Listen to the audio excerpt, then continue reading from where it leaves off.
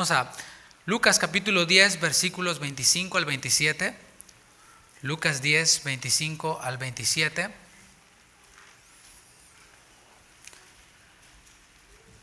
El día de hoy vamos a concluir con la serie Descubre el inmundo que hay en ti, serie que nos ha ocupado ya varias semanas. Si pensaba que ya habíamos terminado, terminamos ya con la lista, pero hoy veremos la conclusión. Hoy vamos a tomar como base Lucas 10, 25 al 27 y el título de esta enseñanza, tema número 14, es Un corazón moldeado por Dios. Leemos Lucas 10, 25. ¿Ya lo tiene?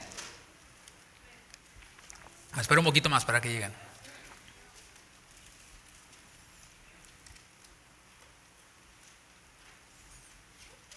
Ahora sí, Lucas 10, 25. Y he aquí un intérprete de la ley se levantó y dijo para probarle: Maestro, ¿haciendo qué cosa heredaré la vida eterna? Él le dijo: ¿qué está escrito en la ley? ¿Cómo lees? Aquel respondiendo dijo: amarás al Señor tu Dios con todo tu corazón y con toda tu alma y con todas tus fuerzas y con toda tu mente, y a tu prójimo como a ti mismo. La base bíblica de esta serie que estamos terminando el día de hoy, Descubre el inmundo que hay en ti, se encuentra en Marcos 7, 21. Ahorita vamos a regresar aquí a Lucas, pero por un momento recordemos, antes de ingresarnos a la enseñanza como tal, recordemos que este texto en Marcos 7, 21 se dio porque los fariseos hicieron una acusación a los discípulos de Jesús y a Jesús. La acusación tenía que ver con que ellos no se lavaban las manos. Ellos estaban atribuyéndole a elementos externos, como el lavado de manos, el lavado de utensilios, le estaban atribuyendo poderes espirituales. Y en el versículo paralelo de Marcos 7, que se encuentra en Mateo capítulo 15, versículo 7, vemos cómo el Señor Jesús les reprende a los fariseos por esta conducta. Le leo Mateo capítulo 15, versículos 7 al 9. Ahí va a aparecer. Dice: hipócritas, bien profetizó de vosotros Isaías cuando dijo: este pueblo de labios me honra, mas su corazón está lejos de mí. Pues en vano me honran enseñando como doctrinas mandamientos de hombres. Y si analizamos el texto, ahí en el versículo 7 hay dos elementos, versículo 8 quiero decir, dice que este pueblo de labios, o sea lo que está afuera, me honra, pero su corazón, lo que está dentro, está lejos de mí.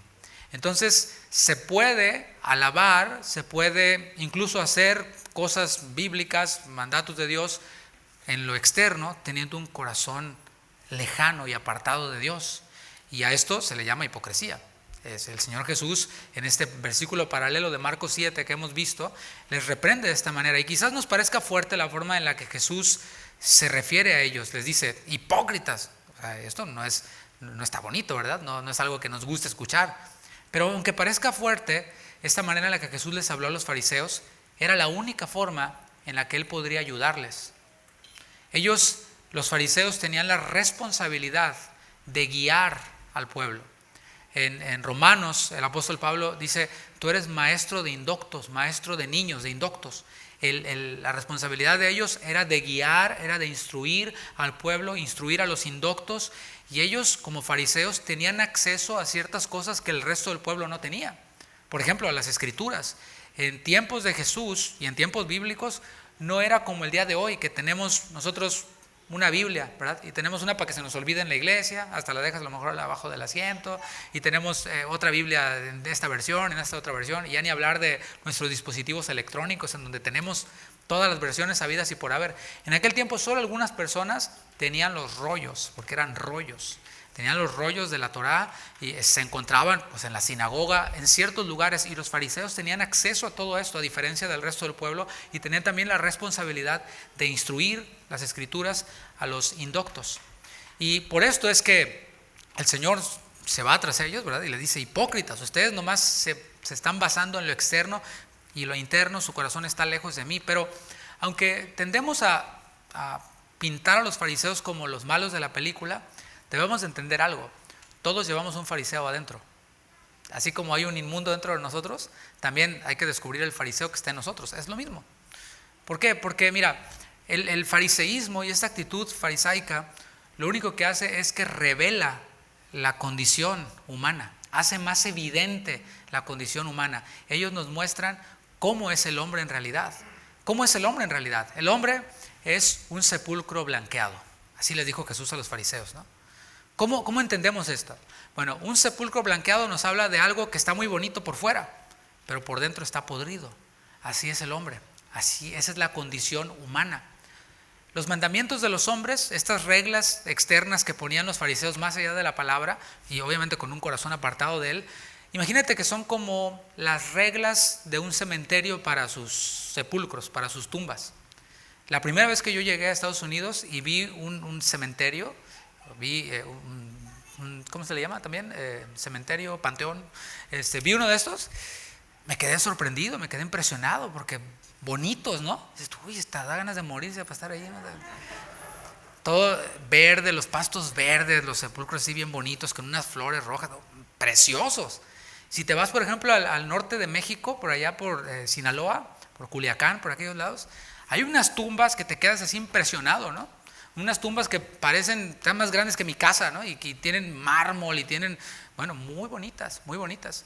Y bueno, los panteones por acá en Estados Unidos obviamente ponen sus reglas, o sea, no puedes poner ahí tu mausoleo como lo hacen allá en Culiacán, no puedes ponerle ahí tu banderota, no, hay ciertas regulaciones para que este panteón se vea ordenado, se vea bonito, y así son las reglas del hombre, para verse bien por fuera, pero por dentro lo que hay es lo mismo que en cualquier panteón, por más bonito que se vea. Por debajo lo que hay son huesos de muertos, y esa es la condición de todos los hombres, incluidos nosotros. Hay hombres quienes se ponen reglas que varían de acuerdo a cada individuo, o de acuerdo al lugar. En este lugar es malo esto, en este lugar es bueno aquello, y varían las reglas de acuerdo al lugar, de acuerdo a cada individuo, pero al final, repito, lo que está dentro sigue siendo huesos de muertos, sigue siendo podredumbre. Jesús mencionó tanto en Marcos 7 como aquí en Mateo 15 una palabra clave para nosotros que está en el título de esta enseñanza, y mencionó el corazón. Hemos mencionado ya algunas definiciones de esta palabra corazón y de lo que la idea corazón desde la Biblia nos comunica y nos transmite. Podríamos resumirlo como que en el corazón del hombre se asienta el espíritu y se asienta el alma. El espíritu es la voluntad del hombre, es desde donde el hombre toma decisiones. Ese es el espíritu de grandes rasgos. Y el alma tiene que ver con los pensamientos y tiene que ver con los sentimientos. Entonces podemos ver que el corazón del hombre es el núcleo del hombre y es de donde se manifiesta la voluntad, los pensamientos, los sentimientos, espíritu y alma. Por tanto, es el corazón, espíritu y alma, lo que define al cuerpo, lo que define al hombre y su vida, sus acciones. Acompáñame a Proverbios capítulo 23, versículo 7. Vamos a leer solo la primera parte, porque esta primera parte de Proverbios 23, versículo 7, nos afirma eso que estoy diciendo. El corazón, voluntad, pensamientos, sentimientos definen la vida del hombre. Esto es lo que el hombre hace con su cuerpo. Proverbios 23, 7, solo la primera parte, dice así: porque cuál es su pensamiento en su corazón, tal es él. Repito, porque cuál es su pensamiento en su corazón, tal es él. Otras versiones dicen, de acuerdo a lo que el hombre percibe, de acuerdo a lo que el hombre siente, eso es como vive el hombre. Proverbios capítulo 4, versículo 23, te lo leo en la Nueva Traducción Viviente, versículo conocido por nosotros y que lo tomamos así como que el día del amor y la amistad, etc. Pero vemos cómo cobra sentido aquí. Proverbios 4, 23, la Nueva Traducción Viviente dice: sobre todas las cosas cuida tu corazón, porque este determina el rumbo de tu vida. Si analizamos nuestra vida, nos vamos a dar cuenta que ha sido forjada no por producto de la casualidad, sino por producto y resultado de las decisiones que nosotros tomamos. Esas pequeñas decisiones que nosotros vamos tomando son las que van forjando el rumbo de nuestra vida. Una señorita que está en edad de estudiar la high school y que toma una decisión de darle gusto al cuerpo, esa decisión puede impactar y cambiar su vida por completo. Eso es solo por poner un ejemplo de lo que está diciendo la palabra. Sobre todas las cosas, cuida tu corazón porque este determina el rumbo de tu vida. Ya hemos visto en qué estado se encuentra nuestro corazón, en esas 3 enseñanzas. 13 elementos que nos han enseñado el estado del hombre, y ha quedado muy claro que lo que hay dentro del hombre, raza humana, es inmundicia. Y esto explica la condición moral de las sociedades. Y quiero aclarar que no solo la sociedad actual.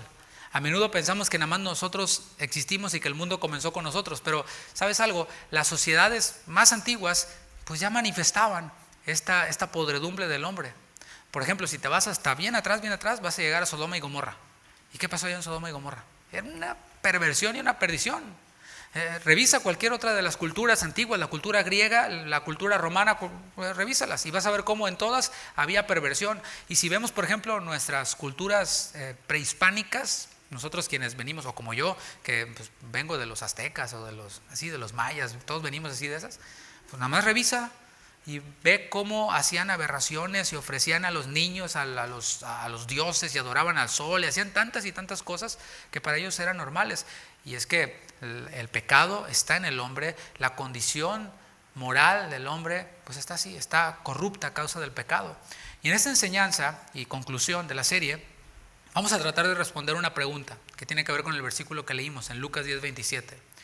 Si nuestro corazón está corrupto y está inmundo con todas estas cosas, ¿cómo es que Dios nos manda a que le amemos con todo nuestro corazón?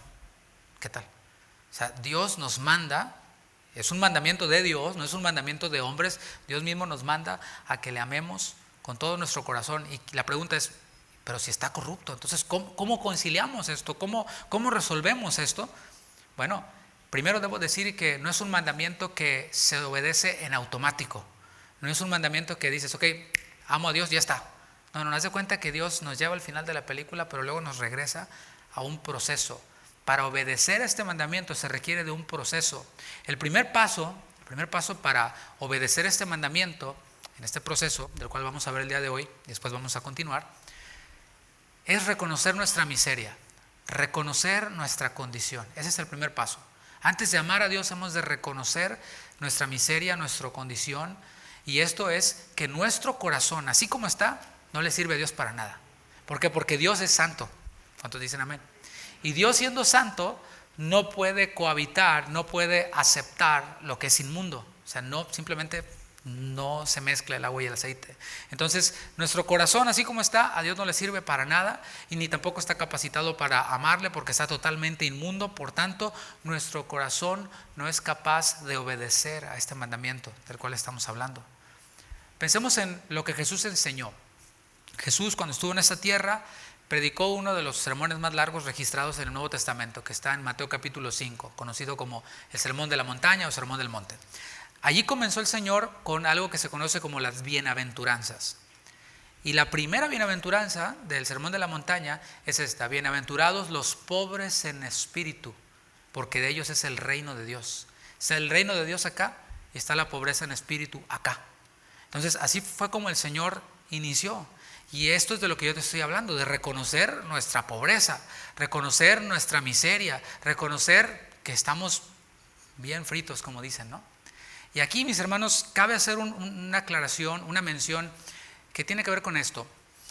El evangelio de la prosperidad, por ejemplo, solo por poner un ejemplo, lo que hace es que vacuna al hombre contra el evangelio. Por eso decimos que no solo es una falsa doctrina, sino que es una doctrina de demonios. Porque el Señor lo que quiere es que reconozcamos nuestra condición para poder amarle. Pero si lo que escuchan los cristianos de los predicadores o motivadores es que son campeones, que son exitosos, que son emprendedores, que más que vencedores y no sé qué, no van a llegar a amar a Dios. ¿Por qué? Porque no reconocen su condición. Y cuando escuchan el evangelio, cuando escuchan esto que estamos viendo el día de hoy, que somos inmundos, le choca y dicen, ¿yo? No. ¿Por qué? Yo soy campeón. No, eres inmundo, soy campeón. Y no pueden llegar a ser parte de este proceso para amar a Dios. Solamente reconociendo nuestra miseria, entonces, solamente reconociendo nuestra inmundicia, es cuando cobra sentido una palabra básica para el cristianismo, y es arrepentimiento. Una palabra que no existe en lugares en donde se predica la prosperidad. Hay 3 palabras que no se mencionan. Uno es infierno. Uy, no, ¿cómo crees? ¿Cómo vamos a hablar del infierno? Se nos van a asustar. No. Toda la semana han batallado y han tenido problemas y luchado, etcétera, y llegan a la iglesia y les vamos a hablar del infierno. No. vamos a hacerlo sentir bien. No se predica del infierno, no se predica del pecado, porque no, ¿cómo crees? Pecado no. No nos queremos ver muy legalistas, no hablemos del pecado, mejor hablemos de felicidad, ¿sí? No se predica de arrepentimiento. ¿Por qué? Porque hablar de arrepentimiento implica decirle a alguien que está mal y que tiene que cambiar. Ahorita vamos a ver un poquito lo que es el arrepentimiento, que por cierto es un mandato de Dios. Dios, según Hechos 17, 30 al 31, manda a todo hombre en todo lugar a que se arrepienta. Y aquí, mis hermanos, cobra mucho sentido esto de ser pobres en espíritu. Todo mundo, cualquier hombre puede reconocer que es pobre en espíritu y no hay mérito en eso. Hay quienes, hablando de doctrinas y todo este tipo de cosas, porque esa es una que ya nos la conocemos muy bien, pero hay otras doctrinas, por ejemplo, que enseñan que Dios predestinó, escogió y predestinó a algunos para salvación. Y nosotros decimos amén. Eso dice la Biblia. No se discute, no podemos contradecir lo que la Biblia dice. Pero enseñan que Dios predestinó a otros para condenación. Y eso no dice la Biblia. Búscale y no lo vas a encontrar. Dios predestinó a unos para salvación, sí, a los que antes conoció en su presciencia, en su conocimiento anticipado. Él sabía y tiene esa capacidad de saber quién va a creer y quién no. Y aquellos quienes no creen, pues es porque amaron más las tinieblas que la luz, porque no estuvieron dispuestos a ver esta condición ni a reconocer a Dios. Pero Dios no los predestinó para el infierno, no los predestinó para la perdición. Y esta doctrina se contradice porque si Hechos 17:30 dice que Dios manda a todo hombre a que se arrepienta, pero ya los predestinó para el infierno, entonces ¿no te parece injusto e ilógico? Dios los predestina para el infierno y luego les manda que se arrepientan. No tiene sentido, porque no es bíblico. Sin embargo, esta es otra de las doctrinas que a muchos los deslumbra, los apantalla, porque hay unos cuantos predicadores que son muy famosos que la predican y que se afianzan en ella, y ahí van atrás, ni saben qué onda. Ya todo dicen amén, nomás porque lo dice el gran predicador. Pero podemos ver que cuando reconocemos nuestra condición, cuando reconocemos nuestro pecado, nos reconocemos pobres, mendigos en espíritu, incapaces para hacer cualquier cosa para agradar, impresionar u obedecer a Dios, entonces es cuando tiene sentido este arrepentimiento. Arrepentimiento es un cambio de mente, metanoia. Meta-nous, dos palabras, cambio de mente. Es un cambio de mente respecto a lo que yo pienso sobre el pecado. Porque el mundo piensa así, el hombre perdido piensa así. Bueno, esto que yo estoy haciendo me da placer a mí, pero no le hace daño a nadie. Así piensa el hombre caído. El hombre caído piensa, bueno, esto que estoy haciendo, pues a lo mejor no está bien, pero todos lo hacen. Bueno, cuando reconocemos nuestra condición, entonces cambiamos de mente. Y cambiar de mente no significa únicamente contener doctrinas correctas, contener ideas correctas, sino que implica un cambio de dirección. O sea, ya me di cuenta que voy a Galveston, pero voy 45 norte. ¿Sí? Ya me di cuenta. ¿Y ahora? ¿Sigues por el 45 norte? Y dices, yo sé que voy para el norte cuando debo de ir para el sur. No. El arrepentimiento es saber bajarme en la primera salida disponible y hacer un U-turn e ir hacia el sur. Cambio de mente, cambio de dirección, mente y acciones. Y a esto se le conoce como nuevo nacimiento. No nacemos de nuevo primero y luego creemos, no.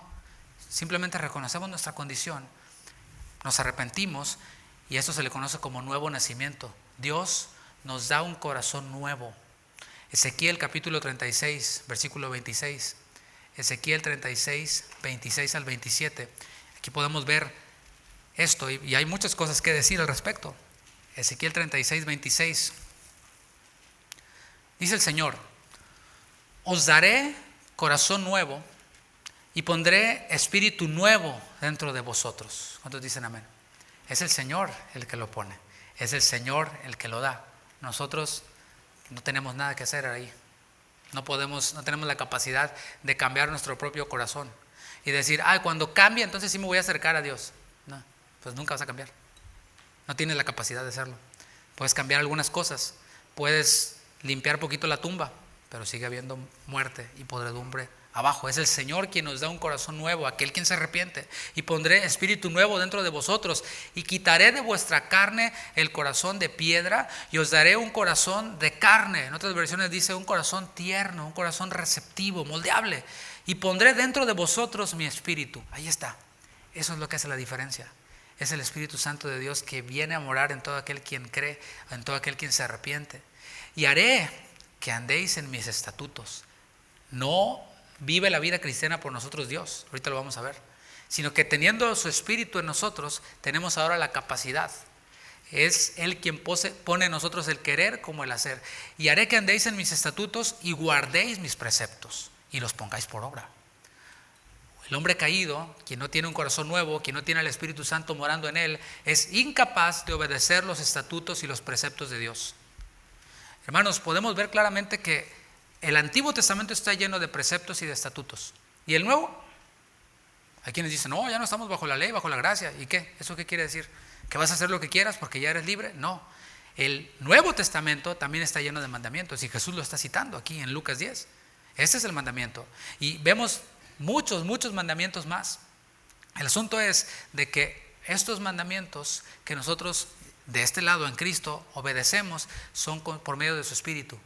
Es Él quien produce en nosotros el querer como el hacer por su buena voluntad llamada la palabra. No puedes poner a un incrédulo a que obedezca los preceptos y los estatutos de Dios. No puede. Ay, es que si viera, es que mi suegra es bien idólatra. Yo le digo, quita la virgen esa de ahí, no sé qué. Ok, mi brother. Le quitas la virgen o el ídolo que tenga, lo que sea. Si no ha creído en Cristo, se va a ir como quiera al infierno. Sin ídolo, pero se va a ir al infierno. Porque la salvación no es por medio de dejar un ídolo. La salvación es por medio de reconocer nuestra condición, reconocer nuestra pobreza, arrepentirnos, y es entonces cuando el Señor nos da a su Espíritu Santo y un corazón nuevo, y ahora podemos ver, sin necesidad de la ayuda de nadie, el Espíritu Santo nos hace ver que eso ofende a Dios. Y no nomás quitamos el ídolo, quitamos muchas otras cosas más que sabemos que ofenden a Dios. Así que a veces caemos en esto, ¿te fijas? En lo externo. No, todo está bien, lo único que necesita es que es rete buena persona, lo único que necesita es que deje el ídolo ese. No, el infierno va a estar lleno de buenas personas, de gente nice, pero que no confía en Cristo para salvación. No son nuevos hábitos, ¿te fijas? Os daré un corazón nuevo, no dice, les daré nuevos hábitos. Ay, yo me convertí, ¿por qué? Porque dejé de fumar. ¿En serio? Sí, claro, obviamente un creyente no destruye el templo, pero muchos identifican el nuevo nacimiento con haber dejado de fumar, haber dejado de tomar, haber dejado de etcétera. Pero el Señor dice, no son nuevos hábitos para adornar una tumba, es una resurrección. Os daré corazón nuevo, pondré espíritu nuevo. ¿Te fijas? La palabra nuevo no es un adorno de una tumba, es una resurrección, es un Lázaro saliendo de la tumba. Sí, todo apestoso y todo lleno de vendas. Lázaro, sal fuera, y Lázaro sale fuera. El Señor nos da una nueva naturaleza, nos da una nueva vida. Y es lo que dice 2 Corintios capítulo 5, versículo 17. 2 Corintios 5, 17, un versículo conocido por ti seguramente. Creo que fue el primer versículo que yo me memoricé de adolescente. Y dice, de modo que si alguno está en Cristo, diga en Cristo. No es si alguno está en una iglesia, no es si alguno hace tal o cual cosa, es estar en Cristo, inmerso en Cristo. Si alguno está en Cristo, ¿qué dice? Nueva criatura es. El Señor no remienda cosas, no parcha cosas. El Señor hace todo nuevo. ¿Cuántos dicen amén? No es como nosotros, ¿verdad? Que ahí vamos a reparar la tubería y le ponemos chicle, ¿no? Ese tipo de parches latinos, ¿no? No, el Señor no hace eso. El Señor hace todo nuevo. El Señor nos da una morada nueva. Hace todo nuevo. Nueva criatura es. Las cosas viejas pasaron. He aquí todas, subraya todo, todas son hechas nuevas. Hay algunos que nada más se enfocan en, ¿sabes qué? Pues ya ahora voy a la iglesia. Pero todo sigue siendo igual en su vida. Nomás que ahora voy a la iglesia. Sepulcros blanqueados. Versículo 18. Todo esto, ¿qué? La nueva creación, este nuevo corazón, esto de lo que estamos hablando, todo esto proviene de Dios, quien nos reconcilió consigo mismo por Cristo y nos dio el ministerio de la reconciliación. Fue Dios quien lo hizo todo, claramente lo dice. No es obra del hombre, es obra de Dios. Ay, es que es el predicador, no es obra del hombre. Yo me convertí bajo el ministerio de X evangelista. Pues no es obra del hombre, es obra de Dios, claramente lo dice. Ay, es que usted me ha ayudado tanto, pastor. No es obra del hombre, es obra de Dios. No es una oración lo que le da la vida eterna al hombre. Y qué bueno que se despertaron varios, ¿no? Ay, entonces la oración del pecador. No, pues, hermanos, a veces le atribuimos a una oración el poder de salvación. Y no estoy diciendo que no sea de Dios ni nada. El asunto es, de hecho, los reformadores y los primeros cristianos guiaban a las personas en oración después de haberles predicado el evangelio. Después de mostrarles el inmundo que hay en ellos, después de mostrarles su condición, su miseria espiritual, entonces se presenta el evangelio para llegar al arrepentimiento y entonces pues, se le guía, ¿no? En una oración. Pero hay quienes se saltan todo esto. Repite conmigo. Y el otro no sabe ni qué onda, ¿no? El Señor Jesús no hizo repetir a aquel malhechor en la cruz ninguna oración, ¿verdad que no? Simplemente, ¿qué pasó? Bueno, esta noche estarás conmigo en el paraíso. ¿Por qué? Porque reconoció que Jesús era el Hijo de Dios. El otro estaba allí también, todo muerto. Y ¿verdad? Estaba todo ya crucificado. ¿Y sabes qué? Él estaba burlando del Señor y estaba maldiciendo al Señor. Pero a este, que no repitió ninguna oración, que no tuvo que quitarse ninguna falda, ¿verdad? Ni que ponte la manga larga y que ponte esto y que ponte aquello, simplemente confió en Jesús para salvación y le dijo: esta noche estarás conmigo en el paraíso. Así que no es obra de una oración, aunque podemos guiar a alguien en oración después de haberle predicado el evangelio. Tampoco es obra de una iglesia. O sea, la salvación no está en una iglesia, aunque aquel quien es salvo se congrega en una iglesia en obediencia a la palabra en Hebreos. ¿Sí? Entonces la salvación no está en una iglesia, no hay ningún mérito en el hombre y tampoco hay ningún mérito en reconocer nuestra miseria, no lo hay. O sea, porque hay quienes enseñan esto que te digo, dicen: si tú te arrepentiste y si tú reconociste tu pecado, entonces la obra es tuya y le estás robando la gloria a Dios. No, por favor, ni sentido tiene otra vez. No hay ningún mérito en reconocer nuestra miseria. No hay ningún mérito en que tengas 0 y números rojos en tu cuenta de banco y lo reconozcas. ¿Qué mérito hay en eso? ¡Ay, wow, me impresionaste! No. El mérito es ¿de quién? De aquel quien hace nuevas todas las cosas. El mérito es de aquel quien da un nuevo corazón. El mérito es de aquel quien deposita su espíritu en nosotros. El mérito es de Él. Ahí sí. Vamos a ver una ilustración de esto para que podamos entenderlo mejor. Josué capítulo 6, versículos del 1 al 5. Josué capítulo 6, del 1 al 5. En donde podemos ver este proceso y podemos ver cómo continúa todo después. Josué 6.1, dice Romanos 15.4, que estas cosas que vamos a ver se escribieron para nuestra enseñanza. Y vamos a ver cómo el Señor nos va a enseñar aquí. En Josué capítulo 6, versículo 1. Ahora, Jericó estaba cerrada, bien cerrada, a causa de los hijos de Israel. Nadie entraba ni salía. Bueno, aquí podemos ver esto que está expresando la palabra. Jericó estaba cerrada. Era evidente esto, cómo Jericó estaba cerrada. No había ningún mérito en reconocer que lo estaba, ¿verdad? Pues no, ahí está, se ve, cerrado. Mas Jehová dijo a Josué: mira, yo he entregado en tu mano a Jericó y a su rey, con sus varones de guerra. Rodearéis pues la ciudad todos los hombres de guerra, yendo alrededor de la ciudad una vez. Y esto haréis durante 6 días. Y 7 sacerdotes llevarán 7 bocinas de cuernos de carnero delante del arca. Y el 7º día daréis 7 vueltas a la ciudad, y los sacerdotes tocarán las bocinas. Y cuando toquen prolongadamente el cuerno de carnero, así que oigáis el sonido de la bocina, todo el pueblo gritará a gran voz, y el muro de la ciudad caerá. Entonces subirá el pueblo, cada uno derecho hacia adelante. ¿Qué es lo que estamos viendo? Estamos viendo una Jericó cerrada, una ciudad importante cerrada, y estamos viendo a Dios dando un plan. Esto es lo que muchos no entienden acerca del plan de salvación, el plan de Dios para salvar al hombre. Por eso Pablo dice que la palabra de la cruz es locura para los que se pierden. No tiene sentido que, fíjate cómo piensan muchos. Este hombre que es un malhechor, un ladrón, un asesino, un violador, se arrepiente de sus pecados, después de reconocer que es un inmundo, se arrepiente de sus pecados y el Señor hace nuevas todas las cosas y lo perdona y le ofrece vida eterna. Y esta viejita, santa, que nunca hizo nada, ¿verdad? Siempre hay a todos regalándoles una sonrisa, también se arrepiente de sus pecados y recibe igual la salvación igual que el otro. Sí, nah. Entonces no hay que hacer nada, nada más creer. No hay que hacer nada. Ni mis veladoras, ni irme de rodillas, ni un pacto, nada. Por gracia sois salvos por medio de la fe. Es por gracia, no hay que hacer nada. Yo tengo que hacer algo ahí, ¿no? No, nada, nomás creer.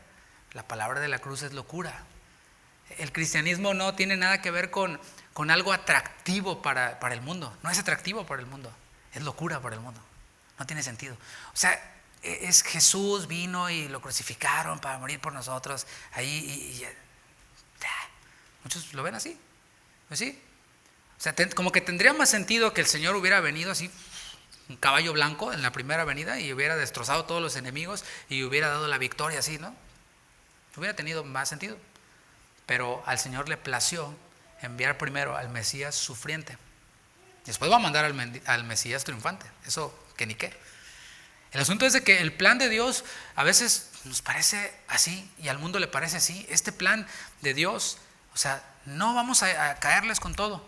Nomás vamos a dar vueltas ahí con unas bocinas y unos chofares. No tiene sentido, ¿verdad que no? O sea, lo más lógico era que entraran conquistando primero una ciudad pequeña, otra ciudad un poquito más grande, hasta llegar a Jericó, y ya bien fortalecidos con las armas que fueron recogiendo en el camino y con otros soldados que se aliaron, pues ahora sí conquistar la grande. Pero no, el Señor dijo, vas a conquistar primero la grande. ¿Cómo? Como yo te voy a decir, versículo 11. Así que él hizo que el arca de Jehová diera una vuelta alrededor de la ciudad, y volvieron luego al campamento, y allí pasaron la noche. Aquí vemos obediencia, ¿cierto? Y Josué se levantó de mañana, y los sacerdotes tomaron el arca de Jehová. Fíjate que están haciendo tal y como Dios les dijo. Y los 7 sacerdotes, llevando las 7 bocinas de cuerno de carnero, fueron delante del arca de Jehová, andando siempre y tocando las bocinas. Y los hombres armados iban delante de ellos, y la retaguardia iba tras el arca de Jehová, mientras las bocinas tocaban continuamente. ¿Te imaginas a los de Jericó? Estos cuates, qué locos, ¿no? Míralos. ¿Sí? Bueno, pero vamos a ver. Así dieron, versículo 14, así dieron otra vuelta a la ciudad el segundo día y volvieron al campamento. Y de esta manera hicieron durante 6 días. Al 7º día se levantaron al despuntar el alba y dieron vuelta a la ciudad de la misma manera 7 veces. Solamente este día dieron vuelta alrededor de ella 7 veces. Versículo 20. Entonces el pueblo gritó y los sacerdotes tocaron las bocinas. Y aconteció que cuando el pueblo hubo oído el sonido de la bocina, gritó con gran vocerío. ¿Y qué pasó? El muro se derrumbó. El pueblo subió luego a la ciudad, cada uno derecho hacia adelante, y la tomaron. Hermanos, esto hasta un niño lo puede responder. ¿Quién derribó el muro? No me digas que fueron los gritos. ¿No fueron los gritos? Fue Dios quien derribó el muro. Fue Dios con su poder. Tampoco fueron los chofares, ni tampoco fueron las vueltas. O sea, vamos a darle 7 vueltas a no sé qué para que se caiga, no sé qué. Tranquilo. Hay que darle 7 vueltas, pero al parque para bajar, que se caiga, pero la grasa, ¿no? No fueron ellos quienes derribaron el muro. Simplemente hicieron esto. Lo voy a simplificar. Reconocieron que Jericó estaba cerrada. ¿Hay mérito en eso? Era obvio. Hasta se ríe. Era obvio. Estaba cerrada. Escucharon la instrucción de Dios. Escucharon el plan de Dios para derribar el muro. Y no solo lo escucharon, lo obedecieron. ¿Qué ocurrió? El muro se derribó. El muro se cayó. Y esto es lo que hace Dios con nosotros. Dios nos muestra su plan, nos muestra nuestra condición, cerrados, nos muestra su plan, obedecemos al plan, y el Señor hace lo que tiene que hacer, que es poner un corazón nuevo en nosotros, derramar su espíritu en nosotros. Pero ¿qué pasa después? Para llegar a responder la pregunta. Bueno, vamos a ver lo que dice el versículo 21. Porque después de que derribó el muro, ¿te fijaste al final del versículo 20?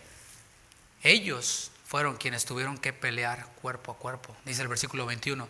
Y destruyeron a filo de espada todo lo que en la ciudad había. O sea, no dijeron, pues órale Señor, ya derribaste el muro, ahora súrtetelos a todos. No. Hombres y mujeres, jóvenes y viejos, hasta los bueyes, las ovejas y los asnos. Eso mismo ocurre con nosotros. Después de que los muros se caen, después de que el Señor hace lo imposible a su manera poco convencional, por cierto, nosotros hacemos lo posible. Y quiero aclarar que no peleamos en esta lucha cuerpo a cuerpo con con nuestros recursos. No, peleamos cuerpo a cuerpo con el enemigo, con su fuerza. Esto lo vamos a ver.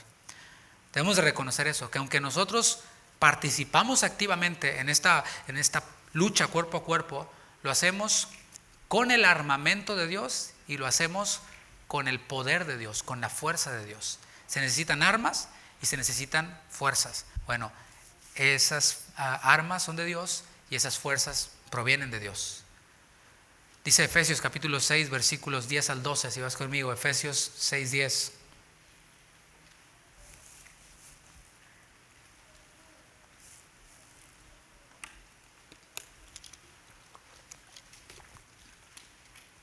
Por lo demás, hermanos míos, cada vez que veamos hermanos míos, amados, hijitos, esto va dirigido a los cristianos.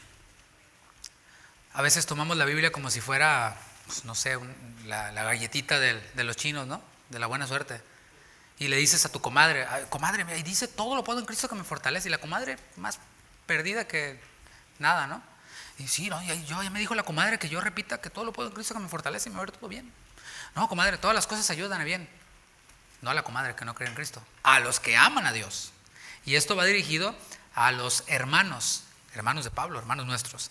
Hermanos míos, fortaleceos ¿en quién? En el Señor y en el poder de su fuerza. Esto no lo puede hacer un incrédulo. No puede fortalecerse en el Señor porque ni le conoce. Necesita primero lo que hemos visto anteriormente. Pero nosotros sí, hermanos, dice versículo 11, vestíos de toda la armadura de Dios para que podáis estar firmes contra las acechanzas del diablo. Porque no tenemos lucha contra sangre y carne. O sea, no como ellos, que estaban así cuerpo a cuerpo peleando. No es contra sangre y carne, sino contra principados, contra potestades, contra los gobernadores de las tinieblas de este siglo, contra huestes espirituales de maldad en las regiones celestes. ¿Te fijas? Hay quienes dicen, no, mira, comadre, es la misma comadre, ¿verdad? La traigo con la comadre. Comadre, usted venga a Cristo y mire, todos los problemas se le van a acabar. Hasta el compadre se le va a poner más guapo. Va a ver, comadre. Hermanos, vida cristiana no es eso. No es repetir una oración y ahora tengo el favor de Dios en mi vida. O sea, entiéndase, todo me va bien. Tengo dinero, wow, lo máximo. No, podemos ver aquí que la vida cristiana, después de que el muro se cayó, es una batalla cuerpo a cuerpo. Y es una batalla no contra uno que otro ahí, objetivo pequeño. No, es contra principados, potestades, gobernadores de las tinieblas de este siglo, huestes espirituales de maldad en las regiones celestes. También en 2 Corintios 10:5 dice que las armas que el Señor nos da son poderosas en Él, en Dios, para la destrucción de fortalezas. Dice, derribando argumentos y toda altivez que se levanta contra el conocimiento de Dios y llevando cautivo todo pensamiento a la obediencia a Cristo. No es, mis hermanos, andar viendo demonios en todos lados, como algunos, ¿no? No, mira, ahí está el espíritu, no te muevas. Ahí está el espíritu de alcoholismo. Ay, huye, echándole brujerías, ¿no? No es andar viendo demonios por todos lados. No, y me estaba comiendo la sopa y me salió ahí Satanás. ¿No? Hay quienes venden, no, y que la pasta de dientes está endemoniada y que aquel producto y que el café de la diosa ese y no te lo tomes porque te vas a endemoniar y quién sabe qué, ¿no? No se trata de eso. Estamos viendo que es una batalla espiritual. ¿A qué se refiere Pablo ahí en Corintios, 2 Corintios 10:5, con fortalezas?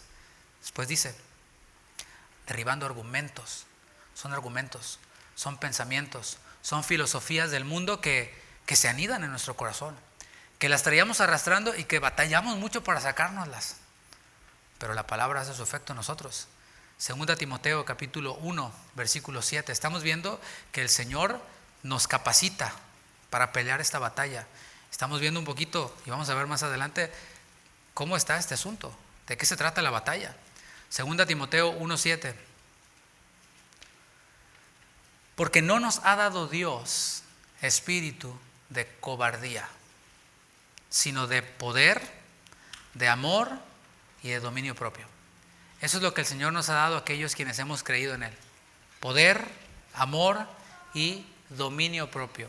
Ese dominio propio tiene que ver con eso, con la fortaleza la solidez para no dejarnos arrastrar por estas fortalezas y por estas filosofías, por estos argumentos del mundo que te dicen, no, mira, esto está bien, todos lo hacen, además hasta legales.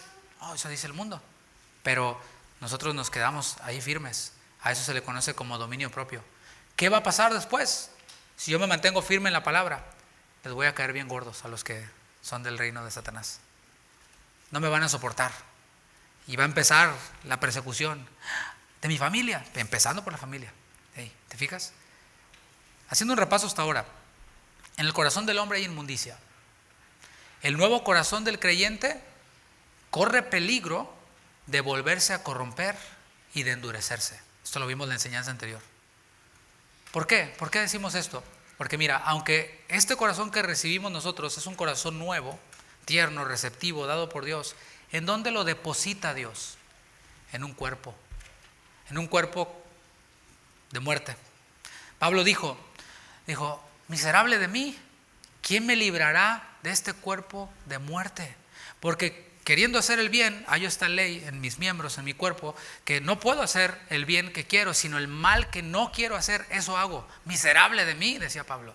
No decía campeón, ¿verdad? Yo declaro el favor, no.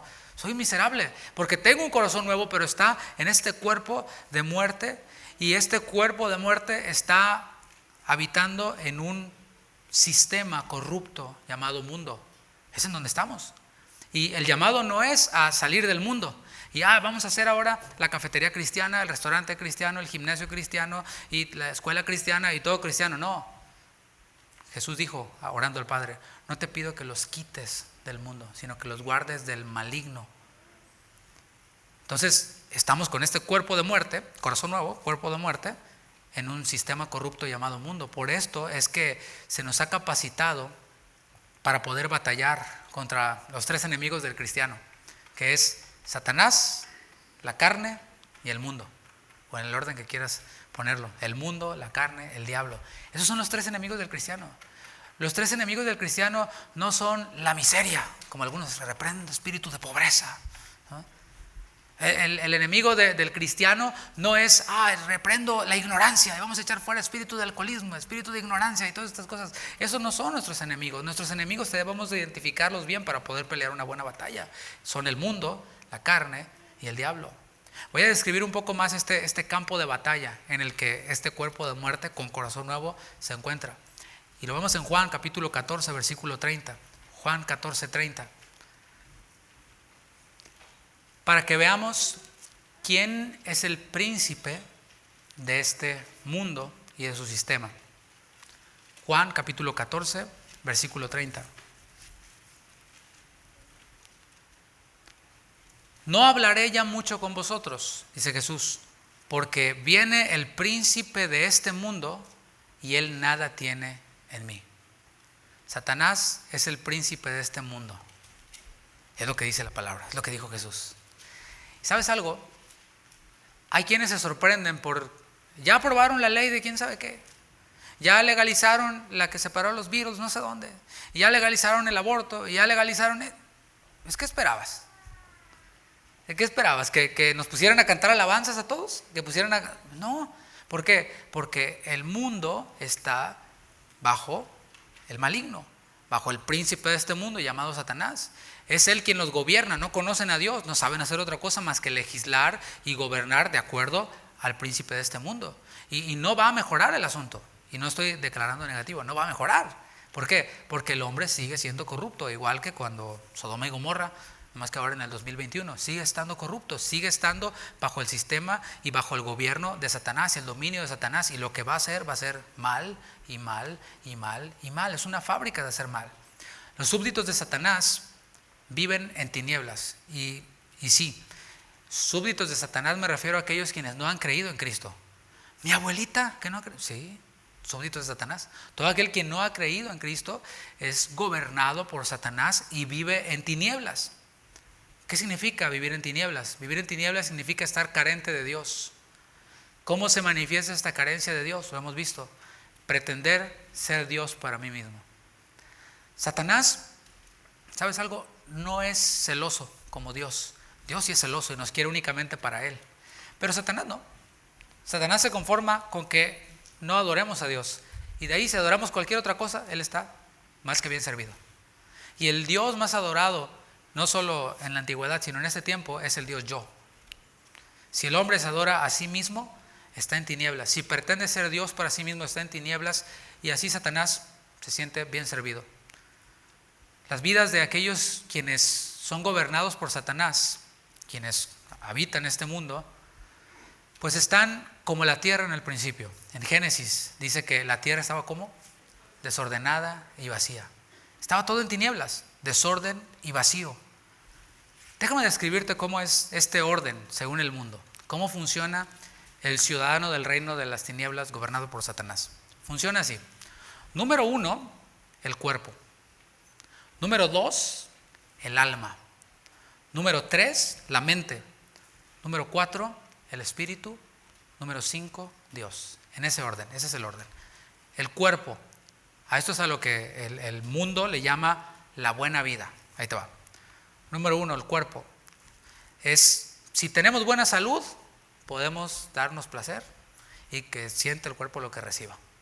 Experiencias placenteras, siendo de ellas el sexo el que lleva la delantera.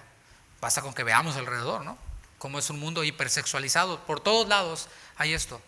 En los videos musicales de tendencia ahora, ni se diga.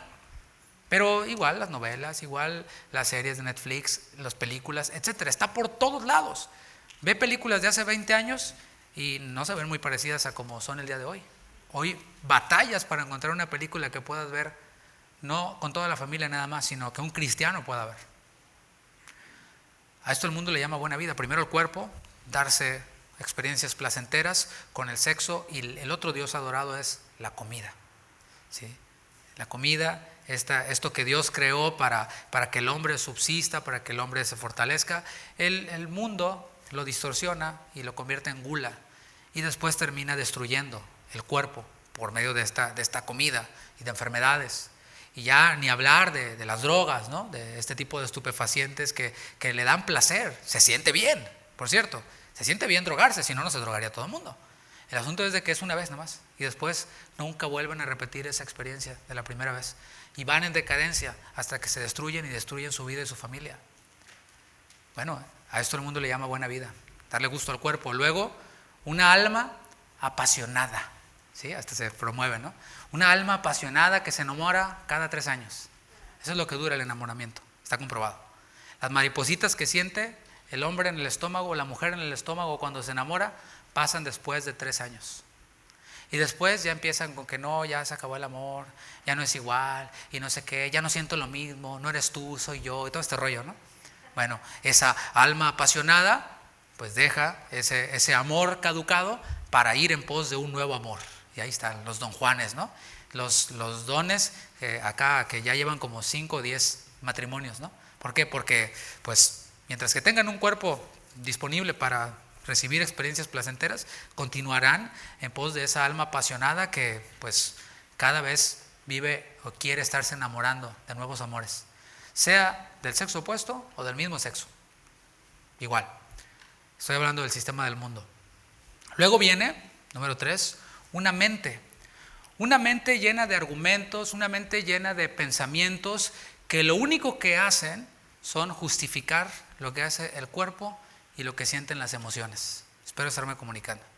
Hay quienes ahí se quedan, ¿no? Nomás cuerpo y alma, y la mente ni la usan. Bueno, hay algunos quienes la usan, pero para justificar esto que hace el cuerpo y esto que hace el alma. Y en torno a esto es que gira la sociedad. La sociedad en la que vivimos, el mundo en el que vivimos, gira en torno a esto, gira en torno al cuerpo y los sentimientos. Cuerpo, sentimientos, en torno a eso. Luego viene, al final, número 4, un espíritu que está allí. Todo hombre nacido, todo ser humano tiene un espíritu que al estar siendo gobernado por el cuerpo, por el alma y por la mente, en ese orden, ese espíritu está destrozado. Un espíritu que los del mundo tratan de apaciguar, de encontrar paz consigo mismo por medio de medicamentos, por medio de yoga, por medio de X situaciones, para calmar ese espíritu que no está en paz. Y al final, número 5, queda Dios. Dios que ellos ven como una fuerza que te puede ayudar cuando ya tú mismo no encontraste paz interior. Ya probé con todo y encontré a Dios, el Dios que me predicó la comadre. El Dios que me puede ayudar cuando ya no puedo, temporalmente me puede sacar de la bronca y quitarme un poquito el dolor que me produce este desorden. Bueno, ese es el orden del mundo y eso multiplícalo por toda una comunidad, comunidades enteras. Ahí es en donde estamos, ese es el campo de batalla del creyente. Mis hermanos, sería ridículo darnos el lujo de dormirnos en medio de esta guerra, sabiendo que tenemos este cuerpo y sabiendo que estamos en este mundo. ¿Qué te parece? Está la balacera terrible, tú estás acá dormido. Bueno, muchos cristianos están dormidos así. Sin embargo, para el creyente, para el Hijo de Dios, quien ha recibido un nuevo corazón, quien tiene el Espíritu Santo morando en él, hay otro orden. Por eso dijimos que el Señor hace nuevas todas las cosas. ¿Cuáles son y cuál es el orden de estas cosas nuevas? ¿Sabes cuál? Número 1, para el creyente es Dios. Dios, número 1. Es Él quien gobierna. Número 2, el Espíritu, nuestro Espíritu. Este Espíritu nuevo, este corazón nuevo, esta voluntad nueva que el Señor ha depositado en nosotros. Ese Espíritu que se deleita en hacer de Dios, en hacer la voluntad de Dios. Se deleita en cumplir la voluntad de Dios. Es ese Espíritu que decía el salmista: anhela mi alma y aún ardientemente desea los atrios del Señor. Ese Espíritu en nosotros nuevo es el que anhela pasar tiempo en oración con Dios. Es el que anhela ir a la palabra de Dios. Es el que anhela congregarse. Bueno, Dios está primero, luego está este Espíritu. Luego está nuestra mente, el número 3, mente que estamos llamados a utilizar. Por eso Pablo les dijo a los romanos, en Romanos 12:2, no os conforméis a este siglo, sino transformaos por medio de la renovación de vuestro entendimiento. La mente juega un papel importante en el creyente porque es la que procesa la palabra de Dios. Esa palabra que anhela nuestro espíritu se procesa con nuestra mente. Y número 4 viene el alma, los sentimientos. ¿Te fijas hasta qué posición va? El alma, las emociones, emociones que sirven a Dios. No es que el creyente ya no tiene emociones. Hay algunos quienes han demonizado las emociones. No, en la adoración ni se te ocurra llorar porque ya eres un emocionalista y eres un carnal. No, el Señor depositó nuestras emociones allí, pero están dominadas por Dios, por nuestro espíritu y por nuestra mente. Por eso dice el salmista: bendice alma mía a Jehová. Es el espíritu hablándole a las emociones. Porque me siento terrible, porque se me reventó la tubería y se me cayó el techo encima y no hay comida y no hay leche. Ok, bendice alma mía Jehová. Ahorita ando bien en la depre. Bueno, bendice alma mía Jehová. ¿Te fijas? La mente, el espíritu y Dios están por encima de las emociones. Emociones que ahora son usadas para servir a Dios, que son usadas para servir al corazón renovado, a la mente renovada, y al final queda el cuerpo. Ahí es en donde queda, en el número 5, en el creyente. Al final es nuestro cuerpo. El asunto es de que si alguno de estos 5 se mueve, se invierte, quedamos expuestos a perder la batalla. Comenzamos a perder la batalla. Fíjate lo que dice Proverbios 25-28. Nos da una ilustración de cómo es cuando estamos fuera del orden. Proverbios 25-28. Como ciudad derribada y sin muro es el hombre cuyo espíritu no tiene rienda. Por un lado, el mundo está lleno de fortalezas que a nosotros nos es llamado a que las derribemos. Fortalezas de argumentos, fortalezas de filosofías, etcétera, que nosotros derribamos. Pero aquel quien no le da rienda a su espíritu, no tiene dominio propio, no tiene las cosas en el orden correcto, dice la palabra, que es como una ciudad derribada y sin muro, dispuesto y listo para fracasar y para perder la batalla. Desafortunadamente, en un gran sector de la cristiandad, todo funciona así como en el mundo, en torno al cuerpo y en torno a las emociones. Hay un gran sector de la cristiandad hoy en día que le sigue llamando buena vida al placer. Hay un gran sector de la cristiandad que va en búsqueda de emociones y experiencias sensoriales llamados avivamientos. A eso es a lo que se le da rienda suelta en muchos sectores de la cristiandad. ¿Sabes qué? La buena vida es el placer, es el dinero, es la prosperidad. Y luego vamos a darnos una buena revolcada ahí para sentir, ahora sentí, no sé qué. Renuncia a la razón, a la mente. renuncia, al uso de la mente y al uso de la palabra. Oye, hermano, la palabra dice eso. No, pero yo siento bonito, yo siento maravilloso, estoy sintiendo ahorita. ¿Sí? Bueno, además de renunciar a la razón, a la mente, a la palabra, pues apaga el corazón renovado, el espíritu renovado. Se silencia. ¿Por qué? Porque se considera como legalismo. Si alguien se levanta y dice, oye, ¿sabes qué? Eso no está en la palabra, y trata de razonar bíblicamente, le dicen legalista. Dicen, no, tú cállate, no apagas al espíritu. Eres un legalista, eres un religioso. Esto es así, mis hermanos. Esta semana, en estos días, me contactó un pastor, lo más triste. Un pastor diciéndome, no, tú andas bien mal porque andas con ese Chuy Olivares. Ese Chuy Olivares le llama a todo le parece mal. Él critica a todos y todo le parece mal. Salid de ahí, pueblo mío, me decía. Pastor. ¿Te imaginas las ovejas? O sea, le llaman negativo, le llaman criticón, le llaman religioso, aquel quien simplemente descubre esto. ¿Sabes qué? La palabra me dice que soy un inmundo, que necesito arrepentimiento, que necesito volver a la cruz, que necesito llenarme de su espíritu, ser fortalecido por él para pelear la batalla. A eso le llaman legalismo. Bueno, así está. Y en este gran sector de la cristiandad, Dios queda como igual, como ese algo, como esa fuerza que te ayuda a cumplir tus sueños. ¿Sabes que la brujería funciona así también? En la brujería basta solo con que creas firmemente lo que quieres. Y por medio de algunas ayuditas por ahí, algunas herramientitas, pues ahí te pasan un huevo y que la cosa. Pues esas herramientitas, o igual, llámale superunción y el aceite de no sé dónde y todo este asunto. Bueno, por medio de esas herramientitas, si tienes fe, puedes conseguir lo que quieras. ¿Te suena familiar? Así es en un gran sector de la cristiandad. ¿Cuál es el resultado de todo esto? De que haya este desorden, de que se duplique el orden del mundo en la iglesia. Cuando hablamos de el mundo en la iglesia, no hablamos de que ya traen batería y que ya traen distorsión en la guitarra, es del mundo. No, traer el mundo a la iglesia es traer ese orden, cuerpo, todo esto que estamos viendo, ¿no? Este orden del mundo, traerlo a la iglesia y dejarnos gobernar así. ¿El resultado cuál es? El resultado es una vida espiritual fracasada. Ese es el resultado. Hasta aquí quería traernos. Porque podemos seguir hablando de las cosas que se hacen en muchos sectores de la cristiandad y cosas ridículas a veces, que el chicle ungido, que la manguera ungida, que la escoba ungida y todo ese tipo de cosas. Pero más bien analicemos cómo andamos nosotros en la batalla. Porque a lo mejor no andamos con el chicle ungido, con la escoba ungida y con la manguera ungida, pero igual estamos en derrota espiritual porque alguno de estos elementos han sido desordenados. Bueno, el resultado de todo esto es una vida espiritual fracasada. Lo peor de todo es que este desorden, lo que crea es una inmunidad ante la palabra de Dios. ¿Por qué? Porque ya el corazón está endurecido. Y ya no entra la palabra. No, a mí tú no me vas a decir que me arrepiento, yo soy campeón. No, a mí tú no me vas a decir que me llene del Espíritu. No, si yo nomás digo el Salmo 91 y el Señor manda a sus ángeles y me ayuda. Y lo pego y dejo la Biblia abierta en el Salmo no sé cuál y puras brujerías. Y ya me dieron una oración bien poderosa, el pastor quién sabe cuál. Inmune a la palabra de Dios.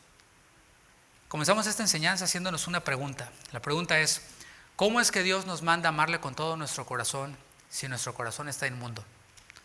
La respuesta es, Dios nos ha dado un nuevo corazón, el cual debemos de guardar sobre toda cosa guardada. ¿Para qué? Para que no se corrompa y para que no se endurezca. Es necesario que nuestro corazón sea presentado al Señor para que lo moldee cada día. Porque si lo dejamos ahí, se puede corromper y endurecer. Por esto hemos de venir delante del Señor cada día, no cada reunión, cada día, y traerle nuestro corazón para que Él lo moldee. El Salmo 37, versículo 4, vamos a verlo, Salmos 37, 4, es un salmo que si lo leemos ahora, después de haber escuchado estos 60 minutos casi de exposición, ya no le vamos a cobrar el sentido que le cobrábamos antes. Salmos 37, 4 dice, deleítate a sí mismo en Jehová y Él te concederá las peticiones de tu corazón. Ahí está, ¿ves? Entonces nomás basta con que me dé una buena emocionada y deleitada y salte en la alabanza, hasta sude y todo. Y el Señor me va a conceder todo lo que yo le pida. Ya no tiene sentido, ¿verdad que no? Encomienda a Jehová tu camino y confía en Él y Él hará. Esta palabra deleitarse es la palabra hebrea aunaj y significa ser suave, significa ser maleable. ¿Qué significa o dónde se aplica esta palabra maleable? No es maleable de malo, sino es maleabilidad, es una cualidad que tienen algunos metales para que cuando son expuestos al fuego puedan derretirse, ablandarse y moldearse y dársele forma. Por ejemplo, los que trabajan con el metal, con la herrería, pues tienes que hacer este proceso para poder darle forma a la reja que vas a hacer o a lo que vayas a hacer con metal. Pero hay otros metales como el oro o la plata, otros metales que también se les da forma cuando son expuestos al fuego, cuando son expuestos al calor. Es lo que está diciendo. Deleitarse entonces es dejarse moldear en Jehová, por Jehová. Tiene que ver entonces con esto, que nuestro corazón sea moldeado por su palabra. Solamente un corazón nuevo puede obedecer este mandamiento en donde dice: recibid con mansedumbre la palabra implantada. ¿No me gusta? Pues no, pero no se trata de que me guste o no, se trata de si la obedezco o no la obedezco, si me dejo moldear o no por la palabra. Que nuestro corazón sea moldeado por la palabra, y esto es renunciar a nuestra propia voluntad. Pablo dijo en Gálatas 2:20: con Cristo estoy juntamente crucificado, ya no vivo yo, mas vive Cristo en mí. O sea, ya no es lo que yo quiero hacer. Como mi corazón es moldeado por su palabra, Él dice qué es lo que yo voy a hacer y yo he renunciado a mi voluntad. Pero también ser moldeado por Dios implica aceptar el dolor que puede producir ser moldeado por Él. Dijimos que el orden es primero Dios, ¿verdad? Dios primero, luego el espíritu, luego el alma, luego la mente, luego el alma y luego el cuerpo. El asunto es de que cuando nosotros nos estamos dejando moldear por Él, implica que viene el fuego del Señor. Y no es el fuego que te tira, sino es el fuego de la prueba que viene sobre nosotros. Y cuando estamos pasando por un tiempo de prueba, cuando estamos pasando por el fuego, ¿sabes qué? Lo aceptamos y decimos: Señor, tú estás siendo Dios, tú me estás moldeando. Y no andamos ahí reprendiendo, ni atando, ni reclamándole a Dios, ni nada, ¿no? El dolor que nos produce ser moldeados por Él es aceptado cuando alguien es dócil. Cuando nos dejamos moldear por Él, entonces las peticiones y los deseos de nuestro corazón son de acuerdo a su voluntad, porque conocemos su palabra. Leamos de nuevo el salmo que estamos viendo, Salmos 37: deleítate a sí mismo en Jehová, déjate moldear por Jehová, y Él te concederá las peticiones de tu corazón, porque nuestras peticiones serán conforme a su voluntad. Dice 1 Juan 5:14, y esta es la confianza que tenemos en Él, que si pedimos alguna cosa conforme a su voluntad, Él nos oye. A ver, no dice si pedimos alguna cosa conforme a su voluntad, Él la hace, Él la oye, Él la considera. Como es conforme a su voluntad, la va a hacer, pero en su tiempo, cuando Él quiera. ¿Qué tal? Ya como que no nos gustó mucho, ¿verdad? No, yo pensé que era nomás 2, 3 patadas y decretos y ya está. No, cuando somos moldeados por Él, tenemos esta confianza. Así comienza el versículo 14 de 1 de Juan 5. Es confianza. Aquel quien está fuera del orden de Dios vive sin paz, su espíritu no tiene paz. Necesita algo que le haga sentir bien momentáneamente, pero aquel quien se deja moldear por Él, aquel quien está en el orden de Dios, vive confiado. ¿De qué? De que eso que yo le estoy pidiendo va conforme a su voluntad. Y Él lo va a responder sí o sí en su tiempo. Y esto nos ayuda a pensar y a entender que Él está en control de las cosas. Ahí sí cobra sentido Romanos 8:28. Todas las cosas obran para bien para los que aman a Dios, para los que ahora pueden amarle, para aquellos quienes han reconocido su condición, aquellos quienes se han arrepentido de sus pecados, han recibido un corazón nuevo, su Espíritu Santo mora en ellos. Ahora sí, todas las cosas obran para bien. Y tenemos esta confianza de que aunque haya turbulencia, aunque haya apagones, aunque haya inundaciones, aunque haya etcétera, etcétera, etcétera, todo lo adverso que te puedas imaginar, Dios está obrando. Gracias por ese amén. Cuesta decirlo. ¿En serio Dios está obrando? Se ve todo una devastación. Dios está obrando. Si estás dejándote moldear por Él, Dios está obrando. Dios está siendo Dios, Dios está formando. Pero Él prometió que no nos va a dejar, no nos va a abandonar en la batalla por nuestro corazón. El Señor tiene promesas para nosotros. Sí hay promesas para nosotros. Pero las promesas no son ese auto que vas a tener, esa casa que vas a tener, ese trabajo. No. Las promesas que Dios nos da son estas. El pecado no se enseñoreará más de vosotros porque no estáis bajo la ley sino bajo la gracia. Pero esas no son populares. ¿Ves? Nomás un amén. Y esto porque ya habían estado en la primera reunión. Las promesas de Dios, ¿sabes cuáles son? El que comenzó en vosotros la buena obra la perfeccionará hasta el día de Jesucristo. Gracias, Señor, gracias porque tú vas a terminar esta obra siempre y cuando yo permanezca en ti. Gracias, Señor, porque tú no vas a permitir que el pecado se enseñoree de mí, porque estoy bajo la gracia, porque tú me has dado estas armas, tú me has dado esta fuerza y voy a salir victorioso. El Señor cumple lo que promete, es lo que dice Filipenses 1:6, el que comenzó en vosotros la buena obra, ese que tiró los muros, nos va a llevar hasta la victoria. Y la victoria no solamente es en esta tierra, sino es una victoria eterna. Eso es lo que el Señor promete. El asunto es de que hay algunos que no les gusta eso. Más bien, hay muchos, porque dice la palabra, por haberse multiplicado la maldad, el amor de muchos se enfriará. Y a muchos no les gusta eso. Dicen, eso era, no, gracias. Bueno, cuando nuestra vida está en orden, en el orden correcto, que hemos visto, entonces estamos amándole.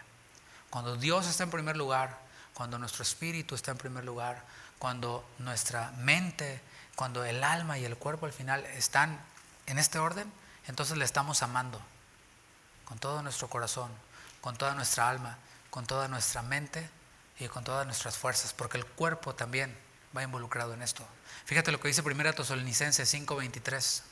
Esto que yo te acabo de decir se le conoce como proceso de santificación. Primero el Señor nos salva, salvación, santificación, y vendrá el tiempo de la redención. Fíjate lo que dice 1 Tesalonicenses 5:23. Y el mismo Dios de paz, fíjate cómo lo llama aquí, porque la vida del creyente es una vida de paz en medio de la tormenta, porque sabemos que Dios está obrando y confiamos en Él. Y el mismo Dios de paz os santifique por completo. Esa santificación también proviene de Él, aunque nosotros activamente estamos participando, pero la fuerza, las herramientas provienen de Él. Y todo vuestro ser, espíritu, alma y cuerpo, sea guardado irreprensible para la venida de nuestro Señor Jesucristo. Aquí podemos ver en este versículo resumido ese proceso de santificación. Al Señor, mis hermanos, le interesa también nuestro cuerpo. ¿Qué tal? Al Señor le interesa también nuestra alma, nuestras emociones, nuestros sentimientos. Al Señor le interesa nuestro espíritu. Todo vuestro ser, dice, todo vuestro ser sea santificado. Y ahí podemos también ubicarnos un poquito. ¿Cómo voy en la batalla? Bueno, hay veces que nosotros mismos destruimos nuestro propio cuerpo, de la manera en la que quieras llamar. No quiero entrar en eso. Pero el Señor espera encontrarnos santificados de forma integral y habla de la venida de nuestro Señor Jesucristo. Ahí estamos. Estamos esperando que el Señor venga por su iglesia. ¿Por una iglesia cómo? Sin mancha, santa, ¿verdad? Sin contaminación, sin arruga ni cosa semejante. Entonces nosotros somos parte de esa iglesia. Y la suma de un creyente santo, sin arruga, así, irreprensible, por medio de la palabra y de eso que hemos hablado, más otro, crean y forman parte de esta iglesia por la que Cristo va a venir. Sí o sí. ¿Serán muchos? Serán muchos, millares y millares y millares, contaba Juan, pero de toda la existencia de la humanidad. En esta era, repito, Jesús dijo, cuando el Hijo del Hombre vuelva, ¿hallará fe en la tierra? No hallará fe en la tierra. Hallará el amor de muchos enfriado, hallará a muchos perdidos en sus delitos y pecados, pero hay un remanente por el cual el Señor va a venir.